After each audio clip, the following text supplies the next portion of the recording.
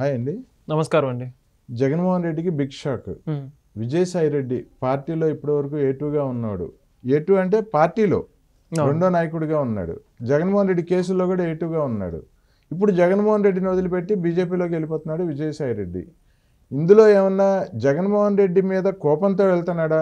అంటే తన DNA test demand చేస్తున్న దళిత సంఘాల విషయంలో కానీ, శాంతి విషయంలో కానీ, తన బిడ్డ విషయంలో కానీ జగన్మోహన్ రెడ్డి స్పందించలేదు. పార్టీ నాయకులను ఎవరిని కూడా స్పందించొద్దని చెప్పారంట జగన్మోహన్ రెడ్డి గారు. ఇదొక కథనం. తనని ఈరోజు జగన్మోహన్ రెడ్డి ఢిల్లీలో చేస్తున్న ధర్నాకు కూడా విజయసాయి రెడ్డిని ఇన్వైట్ చేయలేదంట. ఇదే కారణం, లేదా బీజేపీలోకి పంపించి జగన్మోహన్ రెడ్డి కేసుల గురించి తప్పించడానికి, జగన్మోహన్ రెడ్డి తప్పించుకోవడానికి విజయసాయి రెడ్డిని బీజేపీలోకి పంపిస్తున్నాడా జగన్మోహన్ రెడ్డి? ఏమన్నా కుట్రకోణం ఉందా ఇందులో? ఇది యాక్చువల్గా ఈరోజు topic, hot topic. Vijayasai Reddy Jaganmohan రెడ్డికి బిగ్ షాక్ ఇస్తున్నాడు, బీజేపీలోకి వెళ్తున్నాడు. రీజన్ ఏంటి, ఏం చెప్తారు? అసలు మొదటగా ఈరోజు విజయసాయి రెడ్డి గారు ఒంటరిగా మిగిలిపోయారు అనే మాట వాస్తవం అండి. ఓకే. ఈరోజు విజయసాయి రెడ్డి గారు ఏదైనా ప్రెస్ మీట్ పెట్టినప్పటికీ, ఏ విధమైన ప్రభుత్వ కార్యక్రమాల్లో, ఏదైతే వాళ్ళ పార్టీకి సంబంధించిన కార్యక్రమాల్లో పాల్గొన్నప్పటికీ ఎవరైనా సహాయం చేసే నాయకులు ఉన్నారా? పార్టీలో ఒక కీలక నాయకుడిగా ఉంటూ, ఏదైతే వైఎస్ఆర్సీపీ పార్టీలో కీలక నాయకుడా జగన్మోహన్ రెడ్డి గారి తర్వాత ఒక షాడో సీఎం లాగా పనిచేసినటువంటి వ్యక్తి విజయసాయి రెడ్డి గారు. ఉత్తరాంధ్ర మొత్తం నేను గుప్పెట్లో పెట్టుకునే విధంగా చేశారు, ప్రజలందరూ కూడా చూశారు. ఇటువంటిది ఈరోజు పార్టీలో ఈయన వైపు చూసే నాయకులు కనుమరుగైపోయారు. కరువులో ఉన్నారు అందరూ కూడా.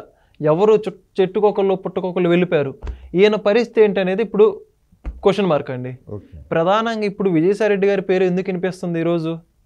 ఆ యొక్క ఏదైతే ఆరోపణలు వచ్చాయో, ఎవరైతే విజయశాంతి ఆవిడ శాంతి గారు ఉన్నారు కదండి, వాళ్ళ బిడ్డకి ఏమిటంటూ వాళ్ళ మదన్ మోహన్ గారు వాళ్ళ భర్త గారు ఆరోపణలు చేస్తున్నారు. అన్ని ఆరోపణలు ఒక్కసారి నేను మెడకు చుట్టుకున్న తర్వాత ఒక్కళ్ళు కూడా పార్టీ నుంచి ఎంతవరకు సపోర్ట్ రాలేదు. అప్పుడెప్పుడో పేరు నాని గారు ఏదో ప్రెస్ మీట్ పెట్టారు, అవన్నీ కూడా ఈయన ఇరికిచ్చే విధంగా ఉన్నాయి తప్పితే ఈయనకు సపోర్ట్ చేసినట్టు కూడా లేవు ఇంతవరకు కూడా. ఈయన వైపు స్టాండ్ తీసుకొని మాట్లాడిన నాయకులు లేరు. జగన్మోహన్ రెడ్డి గారు పార్టీ అధినాయకుడిగా ఇంతవరకు ఒక్కసారైనా సరే దీని గురించి మీడియా ముఖంగా మాట్లాడారా? ఈయన ఒక రాజ్యసభ సభ్యుడు, ఇప్పటికీ పదవిలో ఉన్నారు ఆయన. అదేవిధంగా జగన్మోహన్ రెడ్డి గారికి అత్యంత సన్నిహితుడు. ఇటువంటిది ఈయన మీద రాష్ట్రం మొత్తం కోడెక్కొస్తూ ఉంటే, అన్ని ఛానల్స్లో కూడా వార్తలు వస్తూ ఉంటే, ఏ రోజైనా ఒక్క మీడియా ముఖంగా ప్రెస్ మీట్ పెట్టేసి ఒక మాట మాట్లాడా? ఏ విధంగా అయినప్పటికీ ఈ విధంగా వాళ్ళిద్దరి మధ్య ఉన్న అండర్స్టాండింగ్ పెట్టి ఎలా అర్థం చేసుకోవాలి మనం? ఇప్పుడు ఇవన్నీ చూసి విజయసాయి రెడ్డి గారు బాగా కలత చెంది ఏ విధంగా అయినా బీజేపీ చేయాలి, నాకు వైసీపీ పార్టీలో నాకు న్యాయం జరగలేదు అన్న ఊహాగానాలు కూడా వస్తున్నాయి. కాదనని కూడా లేదు. ఎందుకంటే ఒకప్పుడు చూసుకుంటే విజయసాయి రెడ్డి గారు అప్పుడు తారక రామ్ గారు చనిపోయినప్పుడు చంద్రబాబు గారితో కొద్దిగా సన్నిహితంగా మెలడం జరిగింది. ఆ యొక్క ఏదైతే పార్థివ దేహం దగ్గర అందరూ పరామర్శించడానికి వచ్చినప్పుడు చంద్రబాబు నాయుడు గారితో క్లోజ్గా మూవ్ అవడం జరిగింది. అప్పటి నుంచి విజయసాయి రెడ్డి గారి మీద అనుమానం ఉండి అప్రూవర్గా మారతారేమో అందుకని చెప్పి దూరం పెట్టాలని మీరు గమనిస్తే అప్పటి నుంచి పార్టీలో కొంతమేర ఆయన ప్రభావం తగ్గింది. ఏదైతే జాతీయ ప్రధాన కార్యదర్శి ఉన్నటువంటి ఆ పదవి నుంచి కూడా తొలగించేసి ఒక రీజనల్ కోఆర్డినేటర్గా బాధ్యతలు అప్పడం జరిగిందండి. సజ్జల రామకృష్ణారెడ్డి గారు ముందుకు రావడంతో ఇలా దూరం పెట్టడాన్ని బట్టించి పార్టీలో ఈయన బలం తగ్గిపోయేసరికి ఏం అర్థం కాని పరిస్థితి. ఏ విధంగా ఉనికిని చాటుకోవాలని చెప్పేసి బీజేపీలోకి వెళ్ళడానికి అమిత్ షా గారితో అపాయింట్మెంట్ అయితే తీసుకున్న మాట వాస్తవం. బీజేపీలో అమిత్ షా గారితో కూడా మంతనాలు జరిపేసి ఆయన రాజకీయ భవిష్యత్తును కాపాడుకోవాలన్న వాదన ఒకవైపు. రెండోది మరి ముఖ్యంగా ఏంటంటే, ప్రత్యేకంగా చెప్పుకునేది లేదు, ఈరోజు జగన్మోహన్ రెడ్డి గారి పార్టీ కావచ్చు, వాళ్ళ నాయకులందరూ కావచ్చు ఏమైపోతున్నారో, వాళ్ళ కేసులకు సంబంధించి భవిష్యత్తు గురించి పూర్తి అంధకారం. ఒక్కొక్కరు భయపడతా ఉన్నారు. ఈరోజు ఏం జరుగుతుందో అర్థం కావట్లేదు. ఇటువంటి పరిస్థితుల్లో శరణు ఎవరయ్యా అంటే బీజేపీ మాత్రమే. తెలుగు రాష్ట్రాల్లో వాళ్ళని ఉపేక్షించే పరిస్థితి ఎక్కడ కూడా లేదు. బీజేపీ ఏమన్నా కనికరం తలుస్తుందేమో, బీజేపీ ఏమన్నా జాలి చూపిస్తుందేమో అని ఏ రకంగా బీజేపీ చెంతకి చేరాలని విజయసాయి రెడ్డి గారిని పావుగా వాడుకుంటున్నారన్న ఆరోపణలు కూడా ఒక రకంగా వస్తున్నాయి. విజయసాయి రెడ్డి గారిని మొదటగా పంపించి ఆయన ద్వారా కేంద్రంలో అగ్రనాయకత్వం బీజేపీ నాయకుల మధ్యలో పావులు కదిపించేసి ఈయన కేసులకు సంబంధించి కావచ్చు, బెయిల్కి సంబంధించి కావచ్చు, వైఎస్ఆర్సీపీ కాంగ్రెస్ పార్టీ నాయకులు ఎవరైతే ఉన్నారో వాళ్ళందరూ కొద్దిగా ఊరట కల్పించే విధంగా బయటపడాలి అనే విధంగా ఈయన్ని పావుగా వాడుకుంటున్న వాదనలు కూడా వస్తూ ఉన్నాయి. మరొక కోణం, మరొక విశ్లేషణ మీడియా వర్గాల్లో వినిపిస్తుంది ఏంటంటే, ఇప్పుడు బీజేపీకి జాతీయ స్థాయిలో స్థానాలు బాగా తగ్గినాయి. సో వాళ్ళ మీద అవినీతి పరుల్ని వెనకేసుకొస్తున్నారని ఒక ముద్ర ఉంది. బీజేపీ మీద. బీజేపీ సో పర్టికులర్గా విజయ్ మాల్యా దగ్గర నుంచి నీరవ్ మోడీ వాళ్ళ దగ్గర నుంచి అది వస్తుంది. అది ఇప్పుడు జగన్మోహన్ రెడ్డి విషయంలో ఇది చాలా గట్టిగా పట్టుబడుతున్నారు. పూర్తి అవినీతి పరుడు, లక్షల కోట్లు దోచుకున్నవాడికి బీజేపీ కొమ్ముకు వస్తుందని చెప్పి ఒక పక్కన కాంగ్రెస్, మరో పక్కన షర్మిల ఏపీలో ఏపీ నుంచి వాయిస్ వినిపిస్తున్నారు, అవినీతి పరుడికి కొమ్ముకు వస్తుంది బీజేపీ అని. సో బీజేపీ మరో పక్కన ఏంటంటే చంద్రబాబు నాయుడు, పవన్ కళ్యాణ్ గారు కూడా జగన్మోహన్ రెడ్డిని లోపలెయ్యాలి, చేసిన అవినీతిని త్వరగా తేల్చేయాలి, నిజంగా అవినీతి చేశాడు అనేది కనుక రుజువైతే ఖచ్చితంగా అతను జైలు శిక్ష ఇవ్వండి అని చెప్పి వీళ్ళు ఒత్తిడి చేస్తున్నారు బీజేపీ అధిష్టానం మీద.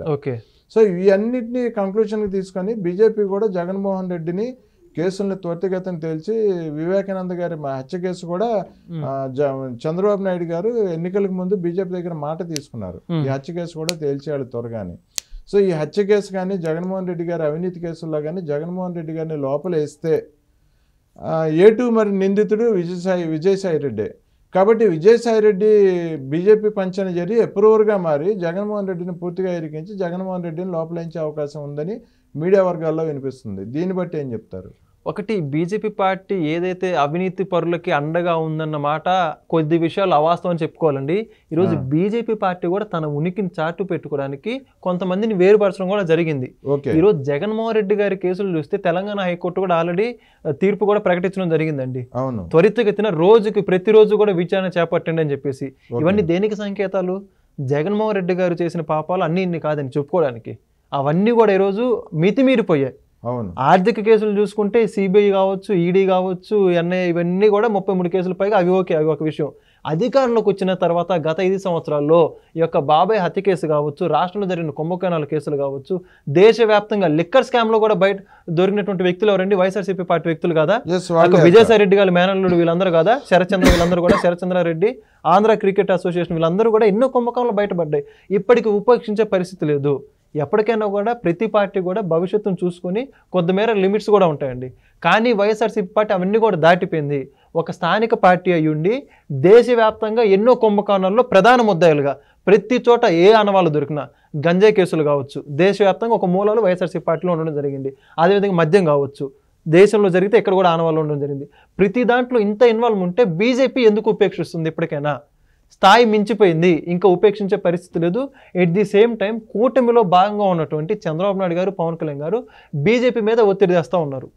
ఒత్తిడి తేవడం గల ప్రధాన కారణం ఏంటంటే రాష్ట్రాన్ని భ్రష్టు పట్టించినటువంటి వ్యక్తులకి ఇంకా ఇటువంటి వాళ్ళు ప్రజాస్వామ్యంలో ఉంటే ఇంకా ఎన్నో ఇబ్బందులు గురి చేసే అవకాశాలు ఉన్నాయి. ఆంధ్రప్రదేశ్ రాజకీయ భవిష్యత్తే దెబ్బతినే పరిస్థితి అండి. ఆంధ్రప్రదేశ్ అభివృద్ధికి వీళ్ళందరూ కూడా అడ్డంకుగా ఉంటారు. ఇప్పుడు పెట్టుబడులు ఇప్పటికీ భయపడుతున్నారంటే వీళ్ళు చేసినటువంటి అరాచకం ఏ స్థితిలో ఉందో ఊహించుకోవాలి ఒక్కసారిగా. ఇప్పటికీ పెట్టుబడులు రావాలంటే చంద్రబాబు నాయుడు గారిని చూసి వస్తున్నాయి, కానీ ఇంకొకసారి వస్తే ఏంటి మా పరిస్థితిని ఇంకా భయపడుతున్నారంటే ఏ స్థాయిలో ఉంది? ఇవన్నీ దాటుకొని చంద్రబాబు నాయుడు గారు ఏ విధంగా భరోసా ఇప్పించాలి? పెట్టుబడిదారులకు కావచ్చు, ఇక్కడ ప్రజలకు కావచ్చు, వీళ్ళందరికీ భరోసా కల్పించాలంటే ఏంటి? ముందు జగన్మోహన్ రెడ్డి గారు చేసిన తప్పులు బయట పెట్టాలి కదా. జగన్మోహన్ రెడ్డి గారు చేసిన తప్పులు బయట పెట్టి ఆయనకి తగిన శిక్ష పెడితే మా రాష్ట్రంలో చట్టం ఇంకా పనిచేస్తూ ఉంది, ఎవరు కూడా తప్పు చేసిన వాడిని ఉపేక్షించలేదు అన్న భరోసా ఒకటి ఇవ్వగలిగితే అప్పుడు ప్రతి ఒక్కరికి కూడా నమ్మకం కలుగుతోంది.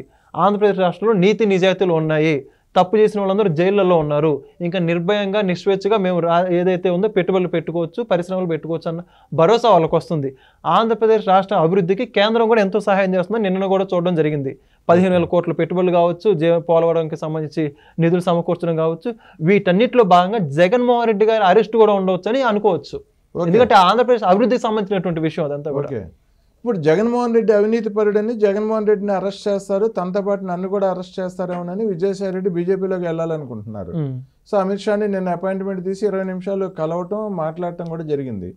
కానీ అదే కేసుల్లో A2 కదా విజయసాయి రెడ్డి, మరి బీజేపీ విజయసాయి రెడ్డిని బీజేపీలో తీసుకుంటుందా? బీజేపీ అంటే ఒకటి ఇక్కడ గమనించుకోవాల్సింది ఏంటంటే A2గా విజయసాయి రెడ్డి గారు ఉన్నారు. ఈయన మీద కూడా ఎన్నో కేసులు ఉన్నాయి. 43,000 కోట్ల దోపిడీలో 43,000 కోట్లు ఉన్నారు. లిక్కర్ స్కామ్ లో బయటపడింది ఎవరో కాదు, ఆయన మేనల్డ్ అని చెప్పేసి ప్రధానంగా ఎన్నో ఆధారాలు ఉన్నాయి. వాళ్ళందరూ కూడా జైలుకి వెళ్ళి వచ్చినటువంటి వ్యక్తులు. ఈరోజు ఏదైతే విజయసాయి రెడ్డి గారి రాజకీయ చరిత్ర చూసుకుంటే ఏముందండి? అసలుకి ఆయన అంటే చూసుకోవడానికి కూడా ఒక్కటి కూడా పాజిటివ్ అంశం లేదండి. అసలు ఆయన ఏ రోజు ప్రజల్లో రాజ్యసభ సభ్యుడు ఏదో నామినేటెడ్ పోస్ట్ వచ్చింది తప్పితే ప్రజానాయకుడు కూడా కాదు. వీళ్ళందరూ కూడా ప్రజల్లో గొలిపోయిన వ్యక్తులు కూడా కాదు. వీళ్ళందరినీ ఎలా జాయిన్ చేసుకోవాలండి బీజేపీ? వీళ్ళని చేర్చుకుంటే బీజేపీకి వచ్చే రాజకీయ లబ్ధి ఏంటి, రాజకీయ ప్రయోజనం ఏంటి? ఇప్పటి వరకు బీజేపీలో ఉన్న అగ్రనాయకత్వం ప్రతి ఒక్కరు కూడా మచ్చలేని నాయకులు ఉన్నారు. ఇప్పటి వరకు ప్రజల్లో నుంచి గెలుపొందే నాయకులు ఉన్నారు. ఇటువంటి రాజకీయ నాయకులు ఉన్న చోట ఇటువంటి వాళ్ళని చేర్చుకోవడం ద్వారా రాజకీయంగా బీజేపీకి ఏం లబ్ధి చేకూరుతుంది అన్నదొకటి ఆలోచించుకుంటా ఉన్నారు. అవన్నీ కూడా ఆలోచించినప్పటికి కూడా విజయసాయిరెడ్డి గారి ద్వారా బీజేపీ పార్టీకి చేరే మేలు శూన్యం అని చెప్పి వాళ్ళు భావిస్తూ ఉన్నారు. ఓకే, సో దీన్ని ఆధారంగా కన్సిడర్ చేసుకుంటే ఈరోజు రాష్ట్రంలో అధికారం లేదు వాళ్ళ పార్టీ, అదేవిధంగా వీళ్ళకి కూడా సరైన గుర్తింపు లేదు రాజకీయ నాయకులుగా.